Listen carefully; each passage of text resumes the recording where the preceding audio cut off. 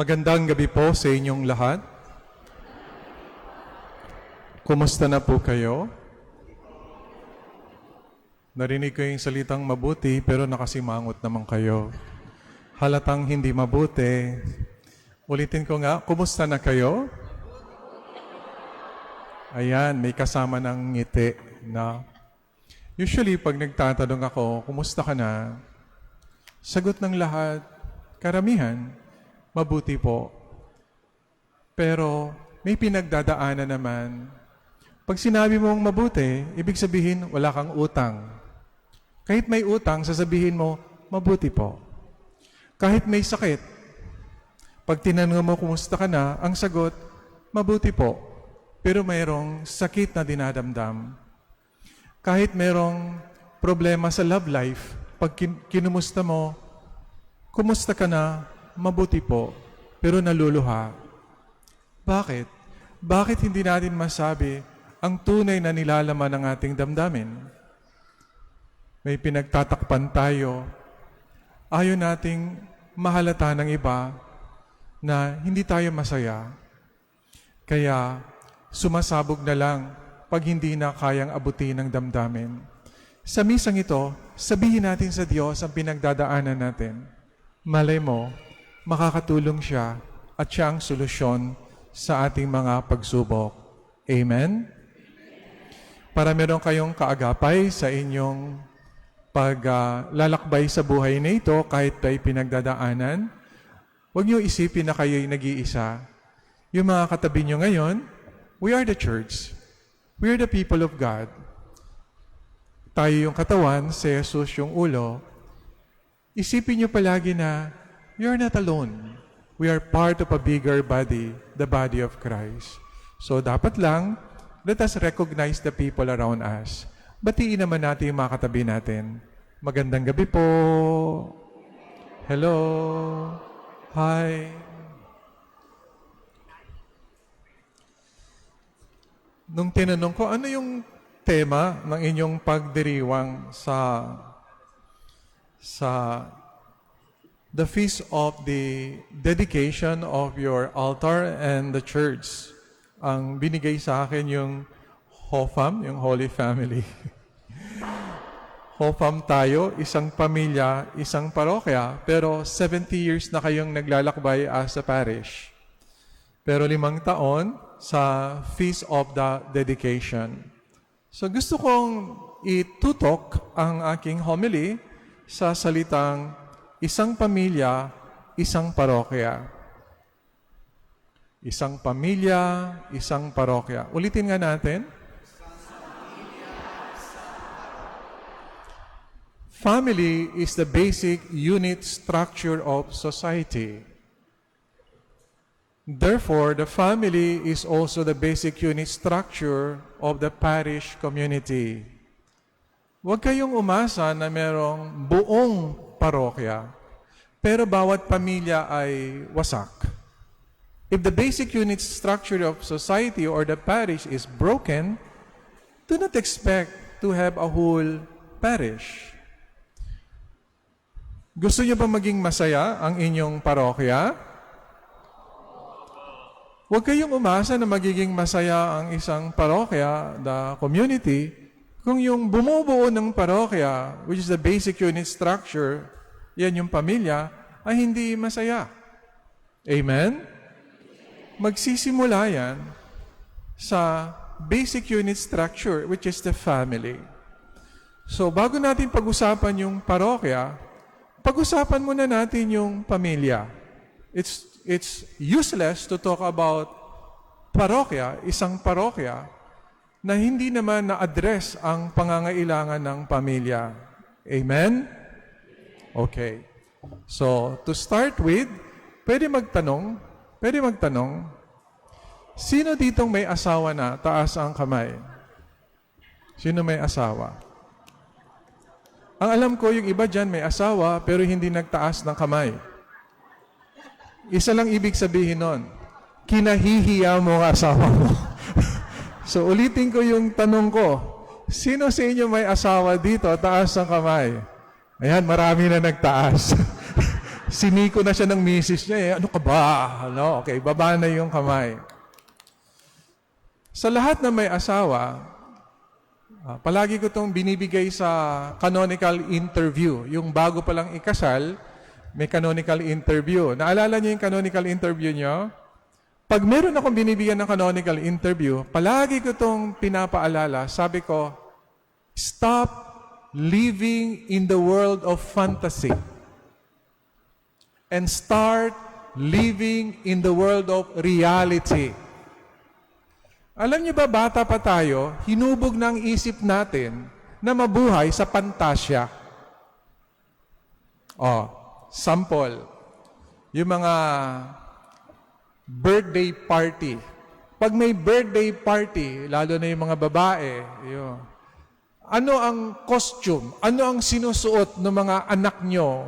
1-year-old, 2 years old, 3 years old. Anong suot nila during their birthday party? Anong suot nila? Princess. Princess. Let it go, let it go. Nakadamit princess. Bakit? Bata pa tayo, we were indoctrinated by Hollywood, by Disney, that the real life is the Disney world. Kaya bata pa lang tayo, pati yung mga decoration, yung unan, kumot, notebook, yung ayos ng kwarto, the Disney world, fantasy. Kaya may na-attend akong birthday party, no? 3 years old yung anak niyang babae, pati yung nanay nakasuot prinsesa. Pati nanay. Kaya, pagdating ng ano yung the climax to live that fantasy? Ano yung climax na dumarating para yung rurok ng pantasyang yan? Ano yung climax? During wedding. Di ba? Wedding. Pag wedding, grabe. Prinsesang prinsesa. Kaya yung iba, pag nagpakasal, gusto nila yung simbahan, mahaba yung lalakaran. Mahaba. Alam niyo yung parokya ko, Our Lady of Mount Carmel, mahaba na ho yung lakaran namin. Pero gusto nilang dagdagan ko pa raw. Bakit? Para mabuhay yung kanyang pantasya. Ano yung pantasya niya? Prinsesa ako. Yung wedding gown niya, mahaba yung wedding gown. Kasi pag maigsi nga lang yung simbahan, konting kanta lang. Dan, dan, daran. Tapos na. Maigsi lang eh, no? Tapos na. Hindi ma-i-display yung kanyang mamahaling wedding gown. Sa parokya ko, mas mahaba rito yun eh. Pero naiigsian pa sila. Dagdagan ko pa raw. Sabi ko, ay, hindi na kailangan magastos yun, milyon-milyon. Para maramdaman mong prinsesa ka, doon pa lang sa Visayas Avenue, maglakad ka na, sabi ko. Gusto mo umikot ka pa sa Circle, Quezon City Circle, no? Para mapakita talaga yung gown mo, no? Para lahat ng dadaanan mo, mawalis niya ang kalye at maging malinis, no? So sabi ko, bakit ganon? We're dreaming to have a united and one parish, and yet, the foundation of that belief is fantasy, not reality. Kaya, ako yung pari, pag niyayaya ako magkasal, tinatanggihan ko. Yan yung sakramento na inaayawan ko. Alam nyo lang ba, konti lang yung pinapayagan ko na ako mag-officiate ng kasal. Gusto ko yung kasal, simple. Nakamaong, naka-white t-shirt. Konti lang ang bisita. Bakit? Ang mahalaga hindi yung damit, yung bisita, yung etche-boreche. Gusto ko yung sakramento at yung pagmamahalan yung dalawa. Kasi pag masyadong magarbo, wala yung isip mo sa pinapakasalan mo. Ang isip mo yung paligid mo at gastusin mo. Kaya hindi meaningful yung wedding. Pero pag simple yung kasal, at konti lang yung bisita mo, sabi ko, ba't mo iimbitahin lahat? Ugali pa naman ng Pilipino, pag may kasal, kailangan lahat ng kamag-anak imbitahin. Kaya sa wedding, isang barangay yung bisita ng lalaki, isang barangay yung bisita ng lalaki. Eh, ang reception pa naman ngayon, ang bayad per plate. Per plate. At pag yung catering mo, 300 pesos per plate yung bayad mo, kwek-kwek lang yung handa nila. Kaya kung gusto mong masarap yung pagkain, 1,000 per plate. Eh yung bisita mo, 100, 500, 1,000, bangkarote ka talaga. Maghihirap ka. Kaya ayaw ko ng ganun. Pag niyaya ko, Father, pakasal kami, pwede kayo mag-officiate ko. Ayaw ko. Hindi naman totoo yan. Kalokohan lang yung pinapasok nyo. Pero pag nalaman ko na nakamaong lang kayo, naka-t-shirt, katwiran ko, magtipid kayo sa kasal. Kung ano yung matitipid nyo sa kasal, doon ko lang nalaman yung wedding coordinator, mahal pala. 250,000. Wedding coordinator pa lang. Yung gown, 200,000. Gown pa lang. Nung bride. E minsan, sagot nyo pa yun sa mga abay. At yun sa mga bata. Eh sa pagkain pa. Iba pa yung bayad sa reception area. Milyon. At iba pa yung sa photography. Iba pa yung sa video. Noon kasi pagkatapos ng kasal, kain ka agad. Ngayon, hindi. Ang kasal, alas 2, matatapos ng alas 3:30, pero yung reception, alas 7. 3-4 na oras ang diferensya. Bakit? Mayroon pa mga video. Ini-edit pa. Kayo mga umaten ng kasal, pagdating sa reception, patay gutom na lahat. Noon, pagkatapos lang yung kasal, reception ka agad. Ngayon, ang haba ng mga seremonya. Sabi ko, yung editing na yon, yung video, mga hundreds and hundreds of thousands. Kaya sa madaling salita, magarbong kasal, milyon. Milyon. Eh kung maong lang kayo, naka-t-shirt lang kayo, yung milyon na natipid mo, pwede nyo nang pangsimulan yun. Pwede na kayo mag-down ng apartment, ng condo, o kaya pang start ng business. Mag-open ka na ng franchise ng Julie's, 7-Eleven, pang simula. Hindi nag-invest kayo sa magarbong kasal na umutang pa kayo. Hindi pa nyo nababayaran yung utang nyo sa reception, hiwalay na. Gusto nangangarap kayo na magkaroon ng isang parokya, isang pamilya nga hindi kayang buuin, isang parokya pa. Kaya sabi ko, nowadays, be practical. At napansin ko rin, pag nagkakasal ako, o umatin ako ng kasal, ang masaya, yung bride. Yung groom, malungkot. O, malahat ng groom nandito. Di ba, nung kasal nyo, tignan nyo yung picture nyo. Yung misis mo masaya, ikaw hindi. Bakit? Ikaw kasi nagbayad lahat. Yung bride, demand lang ng demand. Gusto ko sa Manila Cathedral, gusto ko ang reception sa Tagaytay. Ang daming demand ng pamilya ng babae. Yung lalaki ngayon, tuwing nagde-demand ka, nagka-calculator. So niya, patay. Palaki ng palaki. Patay. Gusto ko imbitahin yung mga kamag-anak, no? Yung mga kailala, kaklase. Gusto niya mag-reunion na yung kanyang klase doon sa kasal. Naku, patay. 2,000 yun, no? Talaga, pinapawisan na yung groom. Kaya sa wedding, wala ang isip, wala sa sakramento, wala yung sa kanilang pinangako.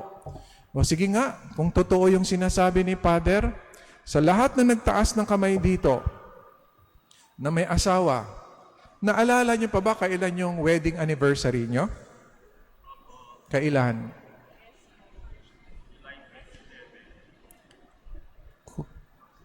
Ano ang pinangako niyo nung kayo'y kinasal? May pinangako kayo eh. Pag hindi mo maalala yung pinangako nyo nung kasal, ibig sabihin, wala kang intensyon na tuparin yun. You don't even know what you promise. Then how can you expect to fulfill your promise? 4 yung pinangako nyo eh. 4. Naalala nyo yung 4? For better or for worse? For richer or for poorer? In sickness and in health? Ano yung panghuli? Until death do us part. Bakit marami ngayon naghihiwalayan?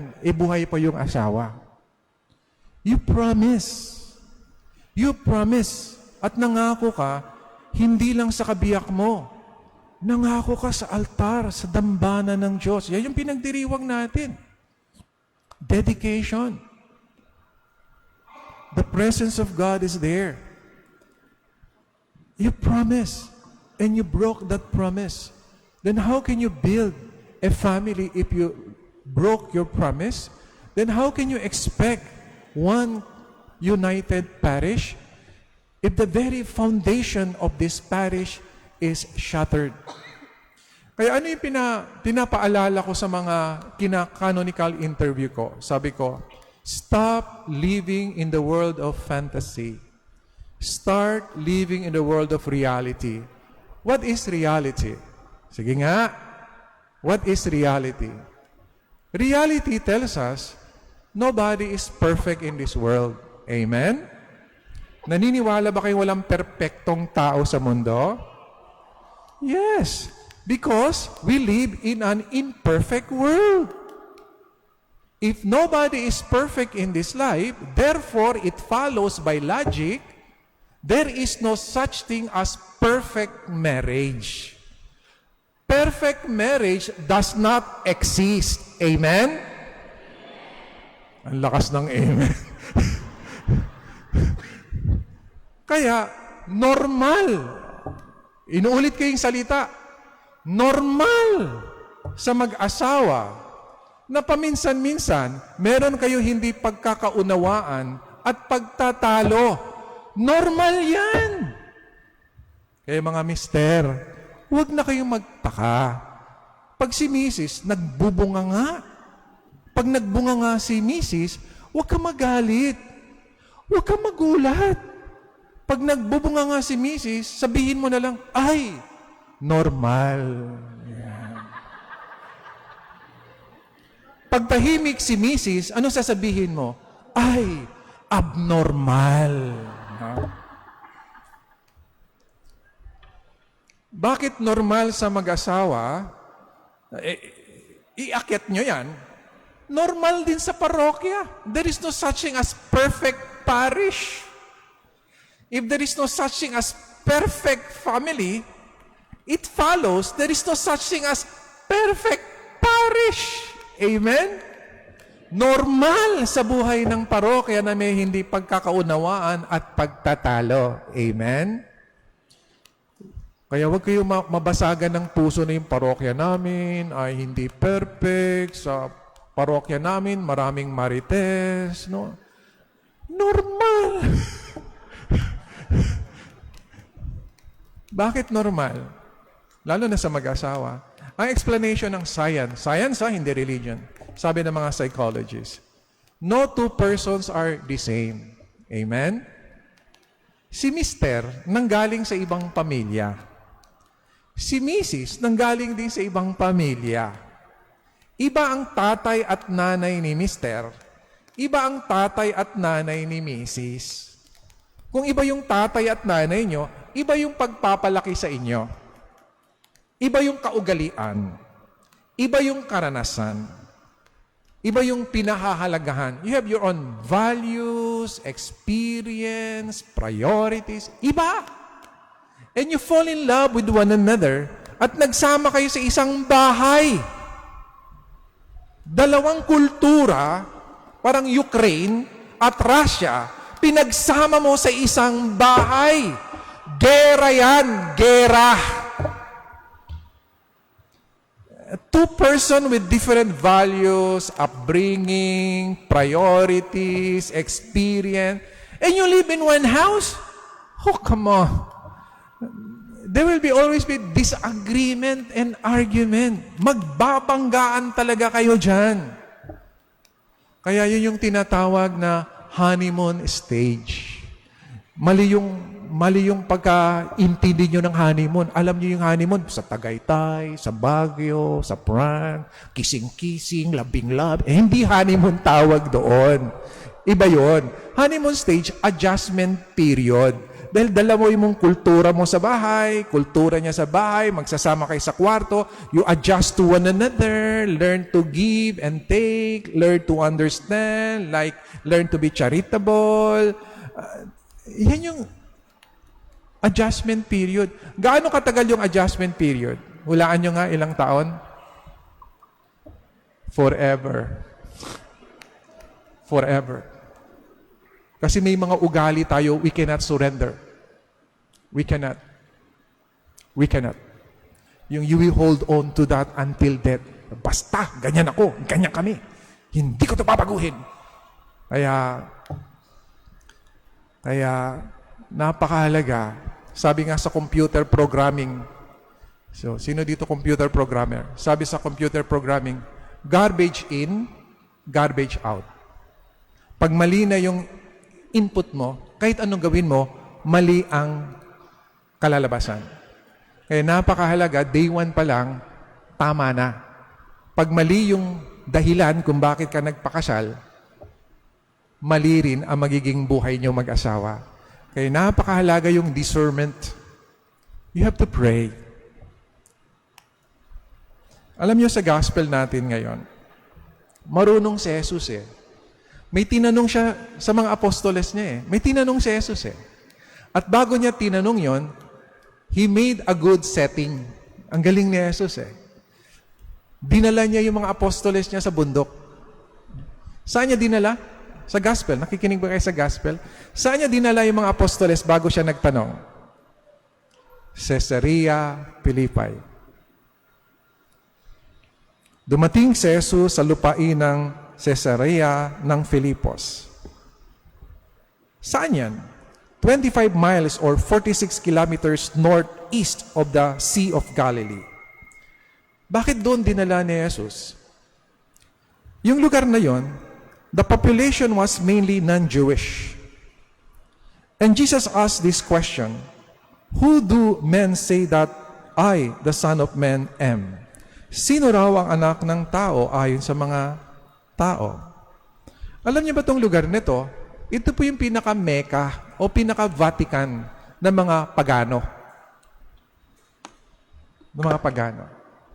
Dinala niya doon para malaman niya sa gitna ng maraming pananampalataya at paniniwala, sino ako para sa inyo?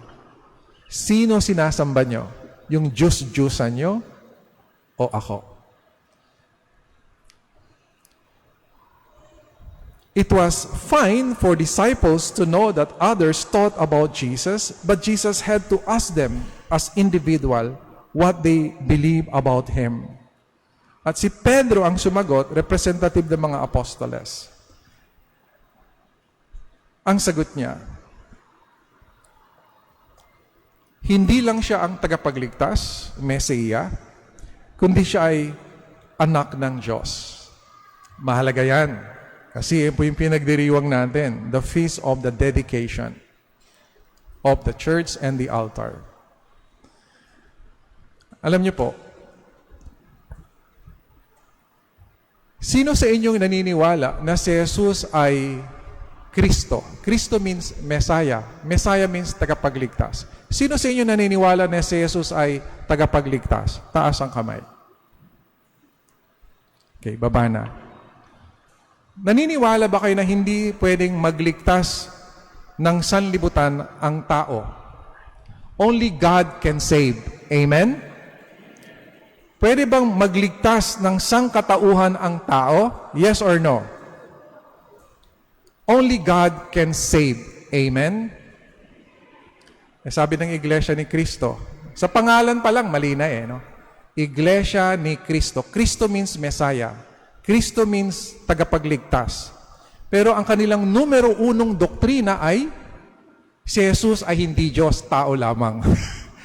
They contradict immediately their own selves. Si Kristo ay si Jesus na tinawag nilang Kristo. Kristo means Messiah or Savior.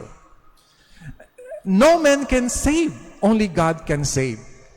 If Jesus is the Messiah, the Kristo, therefore, Jesus is God. Kaya, Pag naniniwala ka na si Jesus ay Diyos at binigay mo yung pananampalataya mo sa Kanya at alam mo na may magagawa siya sa buhay mo at nung nagpakasal ka sa dambana ng Diyos. Yung iba kasi hindi nagpapakasal sa simbahan nagpapakasal sa Seville, yung iba sa garden, iba sa Boracay, sa bundok. Isa lang ang dahilan bakit ka nagpapakasal sa dambana ng Diyos, sa dambana ng simbahan. Isa lang. Because you believe that nobody is perfect. And there is no such thing as perfect marriage. At parte ng buhay may asawa na you have some disagreement and argument. Kaya ka nagpakasal sa dambana, humihingi ka ng tulong at gabay sa Diyos na marami kaming pagdadaanan na pagsubok. Kung kami lang, aasa lang kami sa aming kakayanan, we will not make it. Kaya nagpakasal sila kasama si Jesus na Diyos sa dambana, sa simbahan, with the assistance of the Almighty.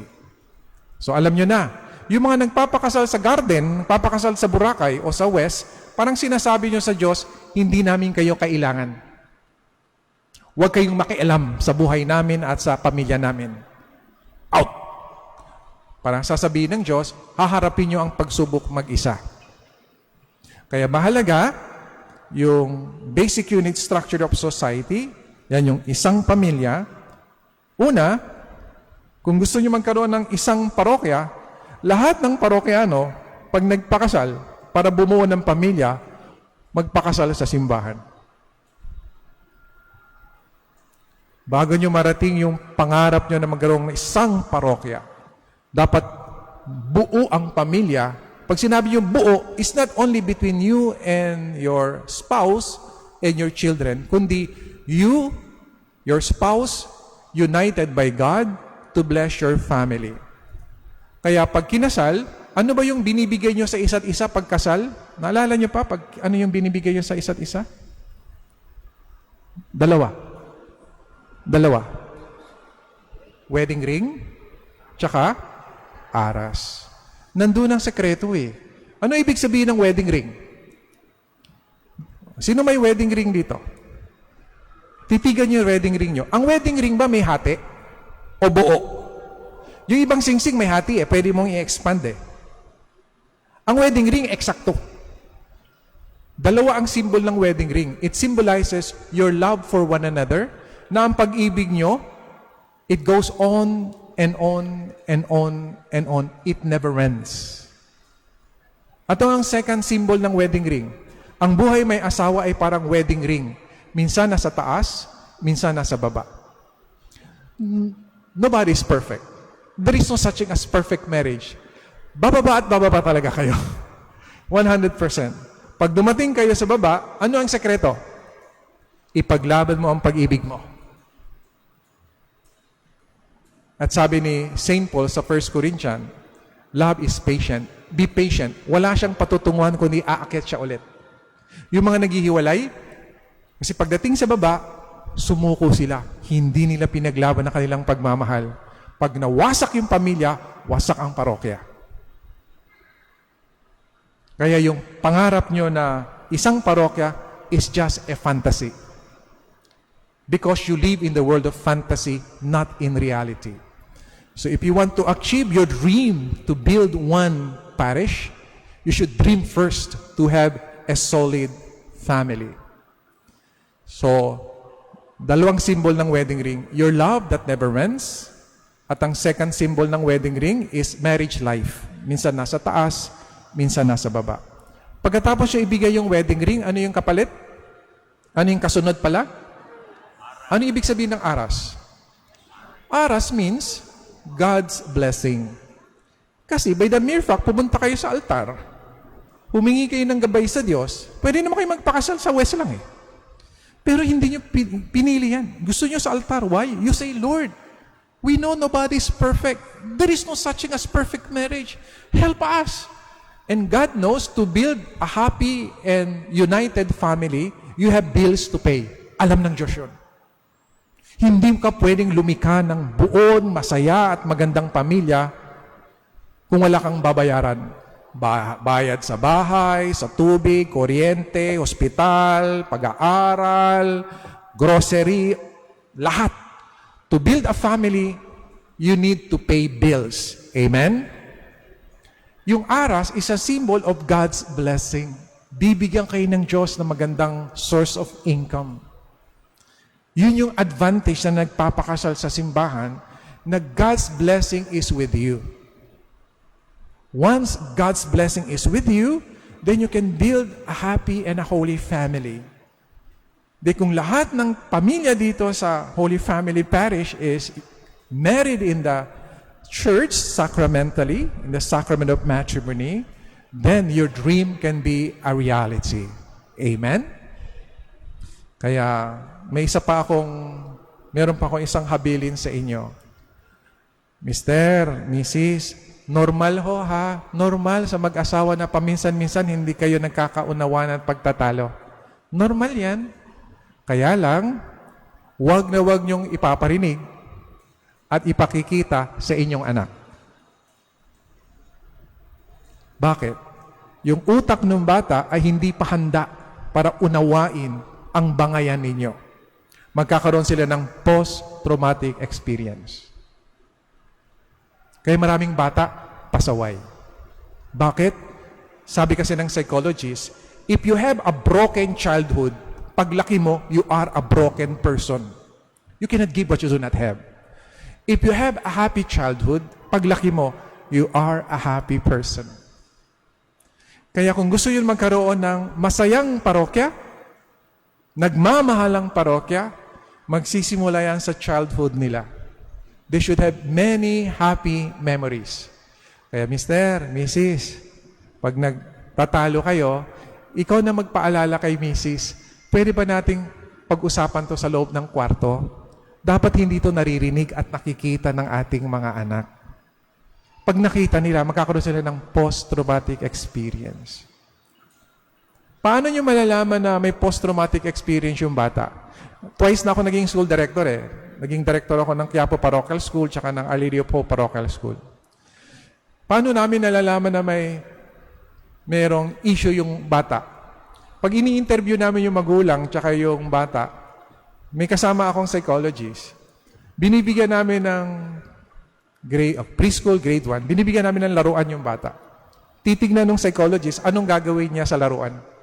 Malalaman namin ano experience niya sa bahay. Sila yung hinihiwalay namin. Kasi bully yan sa school. Yung mga may post-traumatic experience, sama-sama. Yung mga walang post-traumatic experience, sama-sama. Hindi yung pwedeng ipagsama yan. Sasaktan ng mga may post-traumatic experience yung mga mababait na bata. Magkakaroon sila ng post-traumatic experience sa school, hindi sa bahay. So, pag binigyan mo ng laruan, kunwari, lalaking bata, binigyan mo ng kotse-kotsehan o jeep-jeep. Pag sinira niya yon, inalis niya yung gulong, inalis niya yung manibela, yung pintuan, ang dami niyang negative experience sa bahay. Violent experience. Kaya sasabihin ng psychologist, meron to. Pag babae, bibigyan namin ng Barbie doll. Inalis niya yung ulo. Plok! Inalis niya yung kamay. Plok! Inalis niya yung paa. Plok! Ang daming post-traumatic experience nito. Kaya pag hinalo mo sa ordinaryong estudyante, mananakit yan. Pero pag walang post-traumatic experience, binigyan mo ng kotse-kotsehan o jeep-jeep yung lalaking bata, ikikwento niya yung experience niya. Punta kami sa Jollibee, kakain kami ng masayang manok, chicken joy, magte-take out si mami, punta kaming SM, Mayos, hindi niya sinisira. He just tell a story of his experience. Pag yung babae, binigyan mo ng Barbie doll, di ba yung Barbie doll, binibihisan? Sinusuklayan pa niya yan. Tapos bibihisan niya, we're going to the party. No? Kinikwento niya mga happy memories niya. Sabi namin, ihiwala yan. No? Huwag mo ihalo yan sa mga may post-traumatic. Bubuli yan. Kaya, subukan niyo magbigay ng laruan sa mga bata. At tignan niyo anong gagawin. Anong gagawin? Yun yung experience niya sa bahay. Kaya mga magulang, normal ho. There's no such thing as perfect marriage. But you can control it. Control the effect. Normal ho na nagtatalo kayo, pero see to it, hindi makikita at maririnig ng mga bata. At pag nagkamali yung bata, because they're very inquisitive, they're learning, bata, huwag niyong papaluin. Huwag niyong papaluin. I-google niyo mamaya. Google niyo mamaya. Side effect of spanking to children. I-google niyo. 100 universities ang nag-aral niyan. Grabe pala ang side effect. Yung war shock, ang tawag, o post-traumatic. Dapat dali niyo sa psychologist yan. Pag ang bata ay pinalo, tumama yung hapdi sa puwet o sa katawan, tatakbo yung pain sa spinal cord, sasabihin ng spinal cord sa utak na wala kang kwenta, hindi ka mahalaga, hindi ka mahal. Nawawala yung self-worth nila, kaya paglaki nila, madali silang ma-depress at sila may suicidal tendency kasi wala silang halaga. At isa sa matinding side effect ng spanking to children, corporal punishment ang ginamit sa studies they become sexually promiscuous. Sexually promiscuous. Bakit? Kasi may vacuum sila sa buhay, wala silang love. They want to fill it up with sexual pleasure. Kaya sa ordinaryong Filipino language, ano yung sexually promiscuous? Ano yung sexually promiscuous sa ordinary Filipino language? Manyakis. Manyakis. Kaya sa mga dalaga rito, pag may manliligaw sa inyo, bago niyong payagan manligaw, tanungin niyo muna, pinapalo ka ba nung bata ka? Kanya, oo, sutil ako Huwag mong payagan, manyakis yun. No? Ay lahat ng bata na experience ng palo or corporal punishment ng bata pa, mga gulang, dali niyo sa psychologist para maproseso. Nagagamot yan. Parang ngipin yan Pag masakit ang ngipin mo, saan ka pupunta? Dentista. Pag hindi ka pumunta sa dentista, ano mangyayari? Maglalalayan. Mabubulok, magkakanana. Ganon din yung mga batang merong psychological issue. Kasi hindi nyo dinala sa psychologist, lalaki yan. They become future criminal or serial killer or problem. Kaya pag may counseling sa amin, usually mga may asawa na merong problema, sa pari tumatakbo for counseling. Lalo na yung merong third party, yung may kabit. Yun ang palagi kong sinasabi sa counseling. Sabi ko, ang decision kaagad nila is maghiwalay. Sabi ko, come on. Masakit yung daliri mo. Ano ang solusyon? Putulin mo yung buong braso? Hindi. Yung issue muna nung daliri ang i-tackle natin. So pag may ganun lumapit sa akin for counseling na may third party, we will process them. Alam niyo lumalabas, 31 years na akong pare. 31 years na akong nakikinig ng marriage counseling. Alam niyo, sasabihin ni Mrs. hindi faithful si Mr., may ibang babae, kailangan iwanan na. Sabi ko, hindi. Nung na-process ko, hiwalayan sila. Sinabi ni Mr., bata pa siya, inabandona na siya ng tatay niya. At single mother yung nanay niya. At dahil yung nanay niya kailangan kumita para kumain sila, nag-Japan. So wala siyang father image, wala siyang mother image. At iniwan siya nung nanay niya sa kapatid ng nanay niya na lasenggo, na sinasaktan siya pag lasing. So he has a broken childhood. At pinapalo siya. Meron siyang issue psychologically. At meron siyang sexual promiscuity issue. Kahit may asawa ka na, at mahal mo asawa mo, dahil meron kang psychological problem, mangbababae ka talaga. Hindi dahil unfaithful ka. May sakit ka sa isip na kailangan i-address at gamutin. Kaya yung mga yan, kahit may asawa, pupuntang beer house, gagamit ng GRO, pupunta sa massage parlor, magpapa-extra service. Hindi dahil masama siya. No. He's victim of his own parents' child abuse issue. And now you are dreaming to have one parish, isang parokya.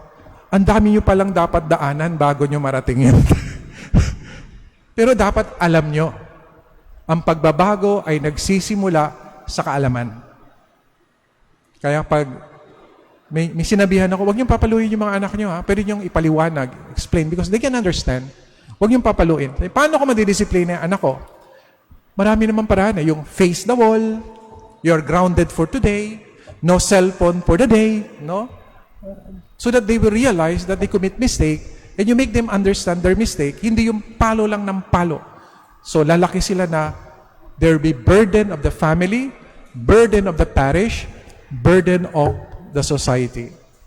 So napakaganda ng inyong topic. It means naungkat kung ano talaga ang problema na dapat tutukan. Na yung pastoral council, lalo yung formation ministry, you can now have a program dedicating on the family with regards to the different issues that I mentioned. Amen? Kasi tayo, ang mga programa natin, prosesyon, palaro, di ba, mga ganyan, no? Pakain, but we never address any issue of the family that needs attention. Amen? So, dapat meron kayong seminar on the effect of corporal punishment, no, or spanking to children. Dapat yun yung mga talk ninyo. Pag ang mga bata ay pinapalo, ito yung consequence. Mag-invite kayo ng mga psychologists para sila yung nagbibigay ng talk na may authority. Ano?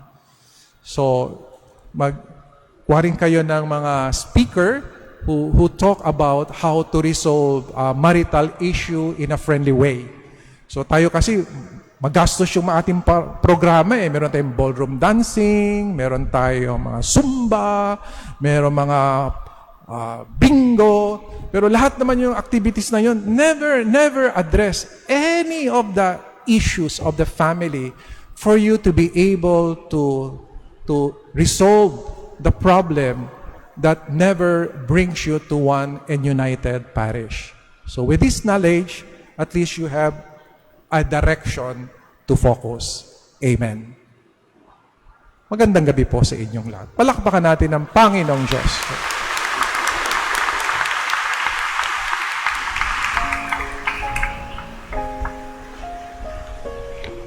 Magsitayo.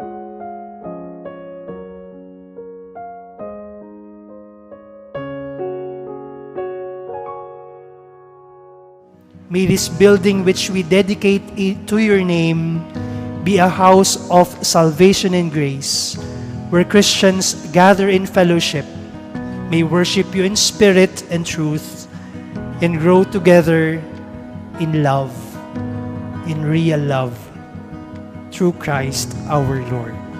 Amen. Maraming salamat po at magandang gabi sa inyo lahat. Mag-like and subscribe na po sa ating official YouTube channel www.youtube.com/hfprojas at i-follow ang ating official Facebook page www.facebook.com/hfprojas. Maraming salamat po mga kaparokya.